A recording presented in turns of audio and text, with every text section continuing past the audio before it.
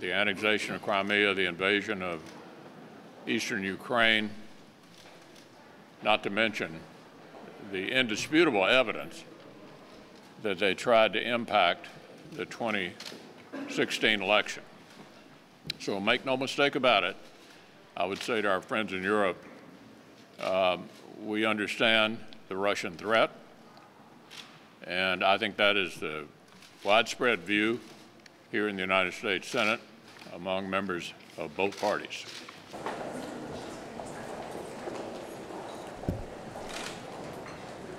So yeah, there's a possibility that we may well take up legislation related to this.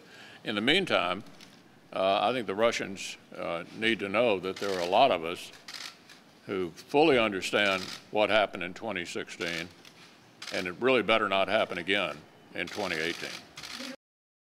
Putin is terrified by American values, so America has to always, yesterday and today and tomorrow, reaffirm American values, both at home and abroad. It's a part of who we are as a people, and it's why Vladimir Putin hates us. Senator. Right now, when you listen to some people walking around these halls, I heard the comment made yesterday, people who are criticizing what happened in Helsinki are doing it because of dislike for the president. That's nonsense. Those of us who are criticizing what happened in Helsinki are doing it because of dislike of Putin and because of a love of fundamental American values.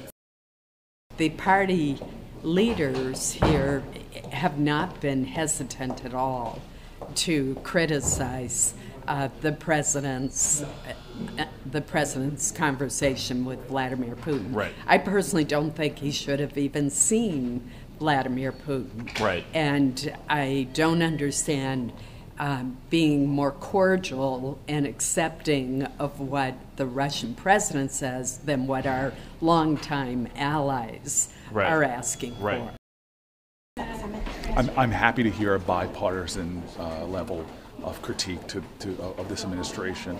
I want to see action, not just words. Action means forcing sanctions, bipartisan sanctions that we've already approved that this administration should be using. I think that people that were part of this Helsinki delegation should come back, and we should hold open hearings to hold folks accountable for what I think is a president who betrayed his commander-in-chief duties of protecting the United States of America.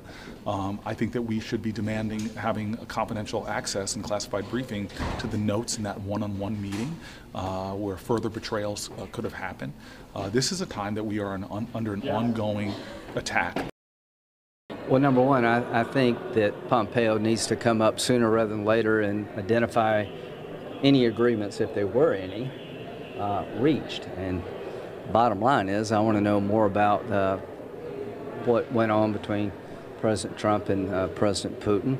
I think there's a lot of bipartisan support for the findings of the Intel Committee, that maybe we could all rally around them. I think what have we learned is that most members of the House and the Senate consider Russia an enemy, not a competitor.